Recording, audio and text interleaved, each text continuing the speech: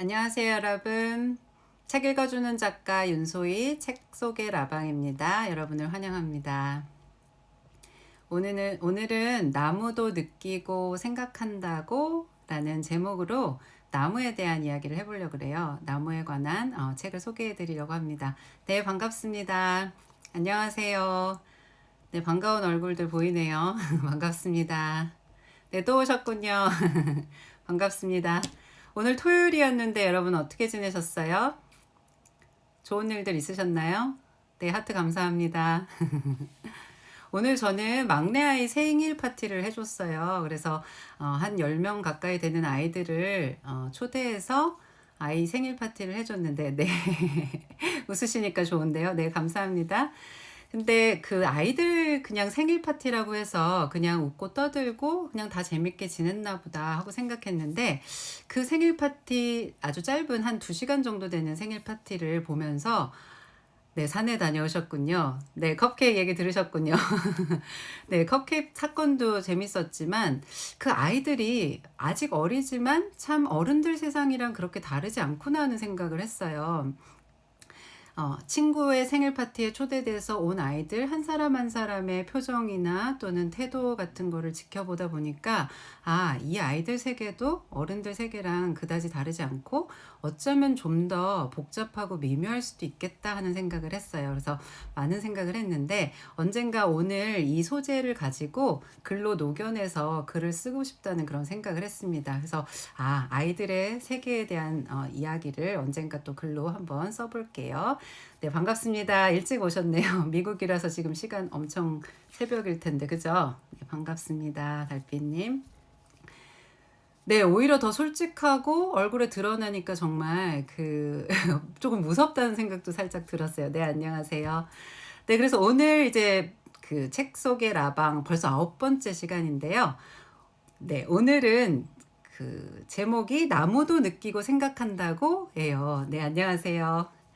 반갑습니다. 제가 오늘 소개해드릴 책은 전부 다 나무가 주인공이에요. 하나는 소설이고 하나는 에세이인데 바로 이 책들입니다. 네, 리처드 파워스의 오버스토리라는 소설이고요. 또 한 권은 페터 블레벤의 나무 수업이라는 책이에요. 그런데 이 두 책은 공통점이 있다면 둘 다 나무가 주인공이라는 거예요. 정확히 말하면 나무들이 모여있는 숲이 주인공이라고 할 수 있습니다. 여러분 혹시 길 가다가 나무를 좀 유심히 살펴보거나 그러신 적 있으세요? 저 같은 경우는 나무 이름을 잘 구분을 못해요. 그냥 다 나무다 이렇게 생각하고 잘해야 뭐 목련이 피었다든지 라일락이 피어서 막 향기를 풍긴다든지 이럴 때 꽃을 활짝 피웠을 때라든지 아니면 열매가 막 맺혀 있다든지 이럴 때 아니면 사실은 나무를 잘 안 보거든요. 아까 산에 갔다 오셨으니까 아마 나무 많이 보셨을 텐데 네. 근데 저는 사실 그렇게 눈여겨보는 사람이 아니었어요. 나무에 굉장히 무지하고 또 무관심한 사람이었거든요. 그런데 이런 저한테 나무에 대한 관심을 갖게 한 책이 있습니다. 바로 그 책이 이 오버스토리라는 소설이에요. 나무가 주인공인 소설인데 두께를 보세요. 700페이지가 넘습니다, 여러분. 근데 이 700페이지가 넘는 책, 더군다나 나무가 주인공인 이 책을 금세 읽었거든요. 그리고 이 책을 읽으면서 나무도 서로 커뮤니케이션을 하는구나 라든지 나무도 정말 느끼고 또 자기의 생각을 자손들한테 전수하기도 하고 그러는구나 하는 걸 깨닫고 굉장히 충격을 받았어요. 이 책을 먼저 소개를 해드리자면 먼저 그 리차드 파워스는 이 책으로 원래 맨부커상 최종심까지도 올라갔었거든요. 근데 그 최종심 심사위원이 이런 얘기를 했어요. 리차드 파워스는 나무에 대해서 이야기하는 게 아니라 나무가 스스로 자기 이야기를 하게 만들었다. 그야말로 나무의 시점에서 쓴 나무가 주인공인 소설이라고 할 수가 있어요. 그리고 2019 네, 또 잠시 연결이 끊어졌습니다. 여러분, 제가 중국에 있어서, 네, 연결이 가끔 끊어져요. 제가 VPN이라는 걸 사용할 때만 이걸, 인스탈을 할 수 있는데, 중국에 그래서 그 연결해가지고 인터넷 상황이 굉장히 어렵다는 거 다시 한번 알려드리고요. 사과드립니다. 혹시 또 끊어지더라도 또 돌아올 거니까 조금만 기다려 주시면 좋겠어요. 그래서 이 리처드 파워슨의 오버스토리는, 일단 오버스토리라는 거는 숲의 상층부를 말하는 거예요. 숲의 지붕의 역할을 하는 거죠. 그래서 이 차례를 먼저 한번 볼게요. 제가 차례를 이렇게 보시면 잘 안 보이실 텐데 글씨가 작아서, 뿌리, 몸통, 수관, 종자, 그야말로 나무의 부분으로 돼 있죠. 그리고 뿌리 밑에 9명의 사람이 나와요. 네. 그래서 뿌리가 먼저 나온 다음에 갑자기 뜬금없이 9사람이 등장합니다. 그리고 그 9사람은 서로 전혀 관계가 없어 보이고 연관도 없어 보여요. 그런데 그 각각의 9사람이 나무하고 어떤 연관이 있어요. 나무랑 인연이 있고 나무와 어떤 스토리를 가지고 있어요. 그래서 마치 뿌리 단계에서는 어떤 나무인지 안 보이는 것처럼 이렇게 9명의 사람의 이야기를 먼저 깝니다. 그래서 한 명씩 이제 그 사람의 이야기를 소개하는데요. 예를 들면 니콜라스 호엘이라는 사람이 첫 번째로 나오는데, 그 사람은 1000장이 넘는 한 나무의 사진을 받아요. 근데 그 사연이 어떤 사연이냐면, 한 사람이 아버지가 돌아가시고 나서 아버지를 땅에 묻어요. 그리고 그 자리에 밤나무를 심습니다. 그리고 그 심은 밤나무가 자라는, 그러니까 아버지를 묻은 땅이니까 아버지의 기운을 받아서 밤나무가 자랄 거 아니에요. 그래서 그 밤나무를 매달 21일마다 사진을 찍은 거예요. 같은 자리에서.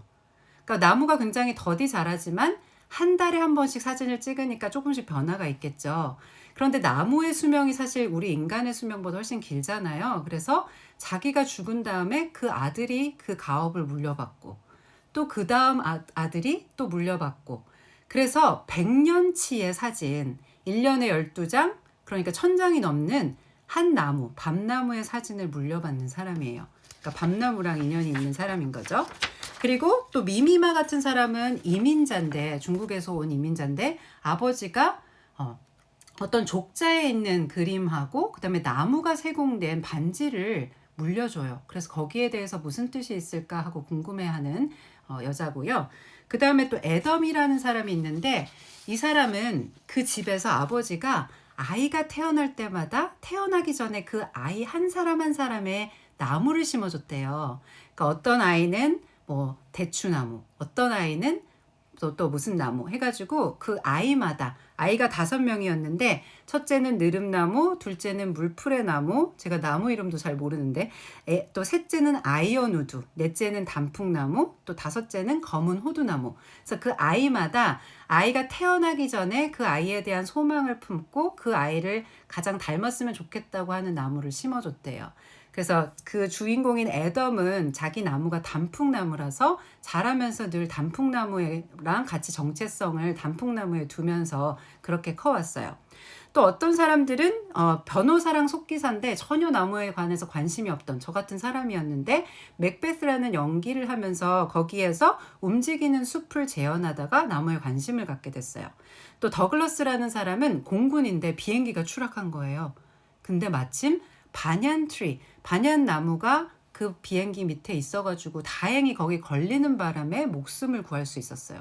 그런가 하면 다른 사람은, 닐리는 어떤 사람이냐면 어렸을 때 나무를 굉장히 좋아하는데 나무 위에서 떨어져가지고 장애를 입습니다. 다리를 걸을 수가 없게 돼가지고 나중에는 그냥 컴퓨터 세계 안에서 사는 그런 학생이에요.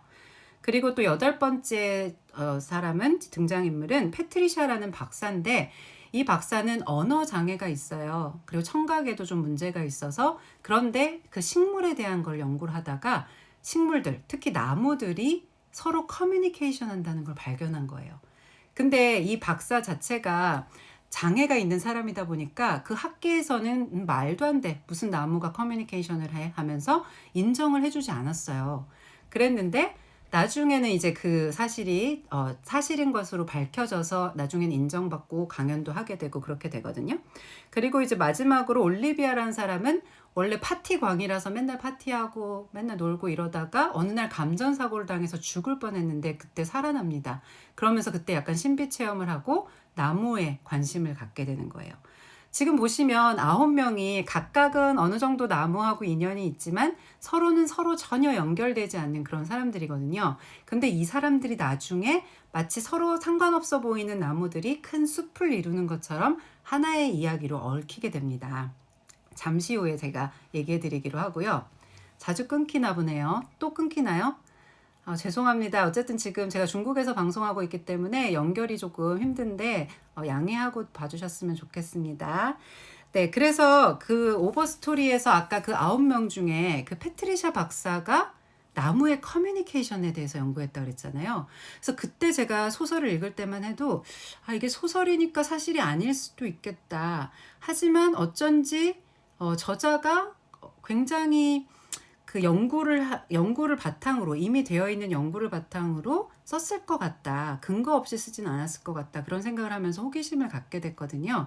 근데 그거에 대한 내용이 마침 최근에 읽은 페터 블레벤의 나무 수업이라는 책에도 나와 있습니다. 그래서 이 페터 블레벤 같은 경우에는 독일 분이에요. 독일 분이고 대학교에서 임업을 전공하고 그리고 그 이후에 쭉 산림 관련된 일을 하셨어요. 그래서 산림 기사로 있다가 산림 관리 공무원으로 있다가 마지막에는 이제 휜멜 조합의 산림 경영 지도원으로 있었는데 이 휜멜 조합에서 관리하는 그런 숲들은 친환경 숲.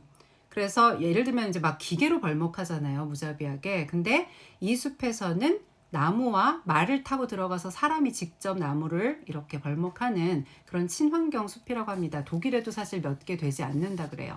그래서 그런 곳에서 이제 일을 하던 산림경영원이 이 나무 수업이라는 책을 쓴 거예요. 그래서 여기 보면 되게 재밌는 표현이 있는데 그 머리말에 보면 이런 얘기가 나와요. 처음 산림경영지도원이 되었을 때 당시 자기가 나무에 대해서 갖고 있던 마음은 정육점 주인이 소에 대해서 갖고 있던 마음이랑 비슷했다는 거예요. 그러니까 예를 들면 정말 그러니까 정육점 주인이 생각해 보세요. 이 소가 정말 슬펐겠구나, 뭐 어떤 감정이었겠구나 하는 거를 충분히 느낄 수 있을까요? 그냥 그 쇠고기를 팔아서 돈을 많이 벌어야지 그 생각만 할 거 아니에요.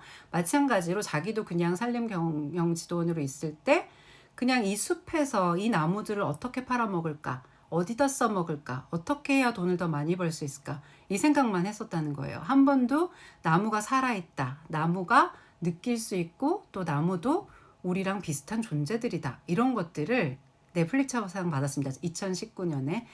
그래서 그런 생각들을 처음 하게 됐다는 거예요. 근데 그 계기가 어떤 계기였냐면 어느 날 이제 숲을 관리하면서 이제 관찰하고 이러다가 지나가는데 길에 돌멩이 같은 게 떨어져 있더래요. 근데 모양이 너무 신기하게 생겨서 그 돌멩이를 이렇게 주워서 봤더니 그 돌멩이가 아니었대요.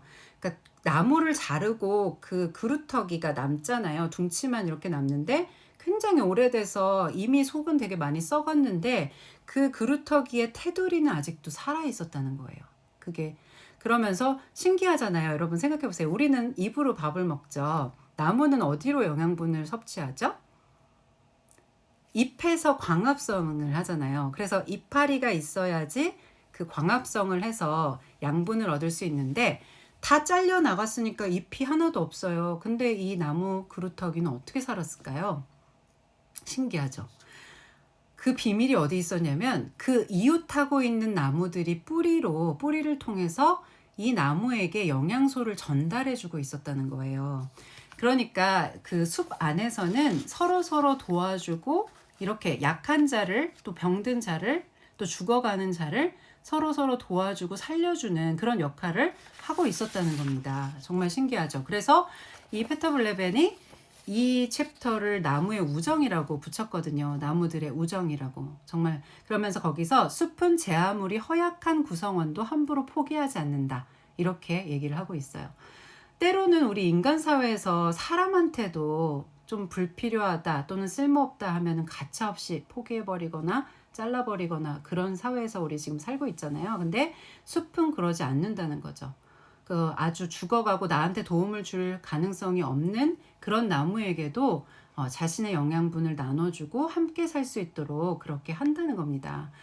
그리고 또 신기한 건 나무가 말을 한다 그래요. 신기하죠? 어떻게 나무가 말을 할까? 그 뿌리에서 주파수가 잡혔다고 합니다. 220Hz의 탁탁 하는 소리가 실제로 잡히고요. 그리고 그 소리를 나는 쪽으로 다른 나무가 이렇게 뿌리를 이렇게 뻗어서 그 방향을 바꾸는 장면들이 포착이 됐다 그래요. 그래서 그렇게 따지면 앞으로는 더 만약에 발견되고 더 연구가 된다면 나무가 실제로 그 소통하는 그 언어, 듣고 말하는 우리 같은 언어는 분명히 아니지만 나무들만의 어떤 언어에 대해서도 더 연구가 되면 밝혀지지 않을까 하는 생각을 해요. 그래서 나무들도 그게 각각 하나하나의 나무가 떨어져 있는 것이 아니라 서로 연결되고 또 소통하고 그러면서 서로 돕는 그렇게 서로 살아가고 있다라는 것을 말할 수 있습니다. 이렇게 해서 나무들은 그래서 서로 함께 있기를 원하고 서로 연결되어 있을 때 더 건강하고 오래 자랄 수가 있거든요. 근데 우리가 사실 인간들이 어떻게 하나요? 지금도 우리 도시에서도 나무들을 볼 수 있는데 그냥 우리가 원하는 곳에 뭐 가로수든 공원이든 그냥 묘목 상태의 그 나무들을 갖다 막 심잖아요. 그래서 만약에 이렇게 우리가 아무 데나 갖다 이렇게 심으면 그 나무들은 마치 가족이나 친척들 다 떠나서 저 멀리 알지도 못하는 그런 이방 땅에 혼자 떨어져서 사는 거랑 비슷한 느낌이라는 겁니다. 그래서 때로는 사람들이 막 물도 주고 뭐 비료도 주고 여러 가지 것들을 공급을 해줘도 숲에 있는 나무들만큼 오래 살지 못하고 또 굉장히 허약하고 그렇다는 거예요. 왜냐면 혼자 살아가야 되니까. 근데 숲 안에서 자연스럽게 자라게 하면 서로 연결되고 또 서로 도우면서 자라기 때문에 훨씬 건강하고 오래 산다는 거죠. 또 재밌는 게 우리도 인간 부모가 그 자녀들한테 양육을 하고 또 교육을 하잖아요. 마찬가지로 엄마 나무가 아이 나무한테도 실제로 교육을 한다 그래요. 예를 들면 이런 거라고 합니다. 엄마 나무가 이미 크게 자라 있고 아기 나무가 이렇게 밑에서 자랄 거 아니에요. 그러면 아기 나무는 그냥 빛이 많이 쪼일 때는 마구마구 광합성을 하면서 키를 막 키운다 그래요. 근데 그렇게 키만 막 이렇게 크게 되면 마치 콩나물 이렇게 자라는 것처럼 키는 크는데 속으로 내실을 다져야 되는 부분들이 약해진다 그래요. 그래서 만약에 아기 나무가 막 키를 막 마구마구 빠른 속도로 키우면 엄마 나무가 빛을 딱 차단해 가지고 더 이상 빨리 자라지 못하도록 교육을 시킨다 그래요. 그래서 내실을 다지면서 튼튼하게 자라서 오래 갈 수 있도록 그렇게 훈련을 시킨다고 합니다. 재밌죠? 그 나무의 자녀 교육인 셈인데요. 이제 그러다 보니까 이렇게 엄마 나무 밑에 있는 묘목을 함부로 뽑아도 안 되는 거고 그 숲 안에 이렇게 자연스럽게 조성되는 그 숲을 우리가 함부로 훼손해도 안 되는 거죠. 그 나무들이 서로 연결하고 잘 살아가고 있는 게 좋다는 겁니다. 그런데 우리는 어떻게 하냐면 인간이 원하는 대로 그냥 인간의 생각대로 나무의 것들은 하나도 고려하지 않고 인간이 원하는 대로 그냥 마구마구 뽑아서 아무데나 심고 이런 식으로 키우고 있다는 거죠. 생각해보면 그런 것 같아요. 동물만 해도 약간 뭐 표정도 있고 소리도 내고 이러니까 살아있다라는 생각을 하고 좀 보호하려는 생각을 그나마 하는 편인데 물론 동물을 그래도 학대하는 분도 있지만 식물 같은 경우 특히 나무 같은 경우에는 그냥 움직이지도 않고 말도 안 한다고 생각하니까 우리가 그 살아있다라는 걸 자꾸 잊어버리는 것 같아요. 그리고 그 존재 자체가 말을 안 하니까 그냥 뭐 어떤 생각을 할지 아파할지 이런 거에 대해서 아무 생각을 갖지 못하는 것 같아요. 그래서 우리가 놓치고 있는 부분이 많았는데 이 두 책을 보면서 나무도 실제로 느끼고 아파하기도 하고 또 외로워하기도 하고 이런다고 생각하니까 나무에 대해서 조금 다른 시각을 갖게 되더라고요. 그래서 다시 오버스토리로 돌아와서 여기 보면 인간이 이제 나무를 어떻게 생각하는지를 잘 표현을 하고 있습니다. 아무도 나무를 보지 않는다. 우리는 열매를 보고 견과를 보고 목재를 보고 그림자를 본다. 장식품이나 예쁜 가을의 나뭇잎을 본다. 길을 가로막거나 스키장을 훼손하는 장애물을 본다. 깨끗이 밀어야 할 어둡고 위험한 장소들을 본다. 우리 지붕을 무너뜨릴 수 있는 가지들을 본다. 황급석 작물을 본다. 하지만 나무는 눈에 보이지 않는다. 그러니까 나무를 나무로 보지 않고 정말 우리가 거기서 어떤 열매를 취할지 어떤 목재를 취할지 이런 쓸모로만 보던지 아니면 그들이 우리를 방해할까 봐 어떤 방해물로만 보던지 이렇게 대상으로만 봤다는 거죠. 하나의 생명체로는 우리가 보지 못했다는 것을 이제 깨달을 수가 있습니다. 그리고 그러다 보니까 아까도 그래서 이제 그 오버스토리로 다시 한번 돌아가 볼게요. 아까 9명의 사람들이 그냥 각각 연결되지 않고 따로따로 각자의 이야기를 먼저 보여줬잖아요. 근데 이 사람들이 나중에 어떻게 만나냐면 원시림이 벌목되려고 할 때 그것을 막기 위해서 한자리에 모이는 그런 역할을 합니다. 그 9명 중에 5명 정도는 어떤 일을 했냐면 그 나무를 막 원시림을 자꾸 벌목하려고 하니까 그거를 막고 저지하기 위해서 나무 꼭대기에 올라가요. 굉장히 높잖아요. 그 나무 꼭대기에 올라가서 시위를 합니다. 나무를 자르지 말라고. 그래서 1년 가까이 그렇게 시위를 하고 그러다 보니까 이들이 어떨 때는 이제 방법으로 방화를 하기도 하는데 그래서 이제 실제로 방화 사건에 휘둘려가지고 한 사람이 죽기도 합니다. 올리비아라는 사람이 죽게 되고요. 그러다 보니까 함께 시위를 했던 사람들이 죄책감을 갖기도 하고 그 중에 한 사람은 또 경찰에 잡히기도 해요. 불황자로 이제 돌아다니고 이러다가 경찰에 잡히기도 하고 또 어떤 사람은 방화범으로 주범으로 지목이 돼서 140년형을 선고받기도 합니다. 이제 그러다 보니까 스토리 자체는 결론이 그 벌목을 막고 그 나무와 숲을 다 구하고 모두가 해피엔딩이에요 이렇게 끝났으면 좋겠지만 그렇지 않았어요. 왜냐하면 실제로 우리가 그렇지 않잖아요. 현실 세계에서 숲을 마구마구 우리가 벌목하고 함부로 쓰고 있고 지금 그런 상태잖아요. 그래서 굉장히 위험한 상태인데 그런 상황이다 보니까 이 책에서도 그렇게 벌목을 저지하려고 했던 사람들이 때로는 죽기도 하고 감옥에 갇히기도 하면서 그렇게 힘든 상황으로 이제 끝이 납니다. 하지만 이 책을 보면서 그래도 희망이 있는 건 마지막이 이제 종자를 뿌리잖아요. 나무가 죽어가더라도 그 씨앗을 뿌리면 또 새 나무가 자라나는 것처럼 어떤 희망의 메시지를 그냥 전하면서 이제 소설이 끝나는데 제가 이 소설을 읽으면서 제일 좋았던 부분을 제가 읽어드릴게요.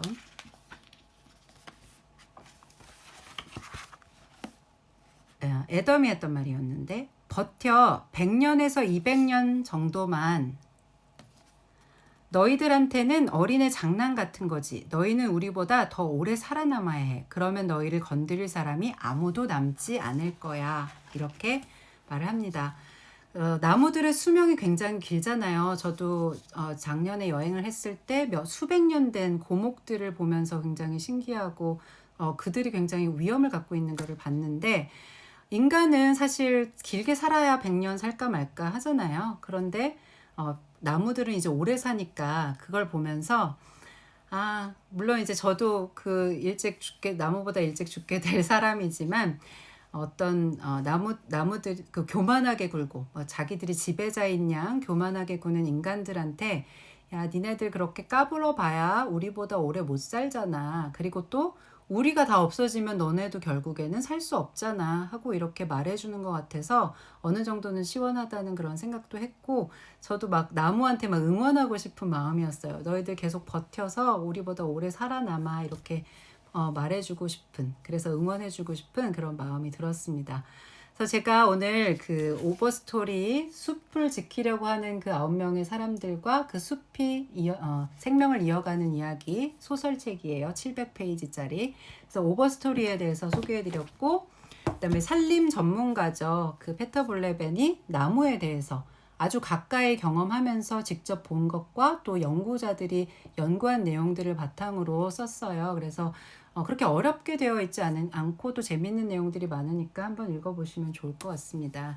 그래서 어떠셨어요? 나무 사람들 얘기도 아닌데 움직이지도 않은 나무가 주인공이라니 하면서 조금 궁금해 하셨던 분들도 계셨을 텐데 오늘 이야기 어떻게 들으셨는지 모르겠습니다. 그래서 여러분도 이런 책들을 통해서 나무도 살아있고 정말 또 우리처럼 느끼고 그것도 자기들이 배우고 또 경험했던 것들을 기억하고 그것을 자손한테 전수하기도 한다는 거. 그리고 실제로 더 주변에 있는 이웃들을 돌보고 약하고 허약한 또 병들어 있는 이웃들에게 영양분을 나눠준다든지 이러면서 다독이고 또 서로에게 연결돼서 살아간다는 거, 그런 것들을 다시 한번 생각해 보시면서 주변에 있는 나무들 한번 다시 돌아보셨으면 좋겠어요. 예를 들면 이제 우리가 막 아무렇게나 심어 놓은, 사람들만 원하는 대로 심어 놓은 나무들 보면 좀 조금 더 가서 이렇게 한번 쓰다듬어 주기라도 해 주셨으면 좋겠고, 그다음에 이제 그 예쁘게 모양 만든다고 막 톱질하고 이러잖아요. 근데 그게 굉장히 나무한테는 안 좋다고 합니다. 그래서 수명도 되게 짧아지고 상처가 굉장히 아프고 힘들다 그래요. 그래서 그런 것들 보면은 좀 막을 수 있으면 정말 막았으면 좋겠고, 그래서 나무들과 우리가 정말 다 연결돼서 모두가 행복하게 잘 사는 그런 세계가 왔으면 좋겠다는 생각을 하면서 전 또 다음 시간에 또 재밌는 책들 가지고 찾아뵙도록 하겠습니다. 오늘도 조금 연결이 끊기고 그랬는데 그래도 끝까지 잘 들어주셔서 감사합니다. 네, 좋은 책들 소개해 주셔서 감사하다고 하셨는데요. 감사합니다. 제가 감사합니다. 또 다음 주에 멋진 라방 준비해 보겠습니다. 그럼 오늘 평안한 밤 되시고요. 다음 주에 뵙겠습니다. 네, 감사합니다.